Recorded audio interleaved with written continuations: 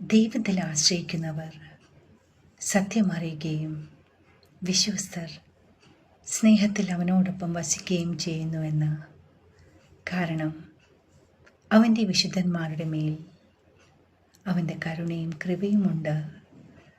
അവൻ അവൻ്റെ തിരഞ്ഞെടുക്കപ്പെട്ട ജനങ്ങളുടെ മീതെ അവൻ്റെ പരിപാലന നടത്തുകയും ചെയ്യുന്നു. ഇതെത്ര പേർ വിശ്വസിക്കുന്നു പ്രിയരെ?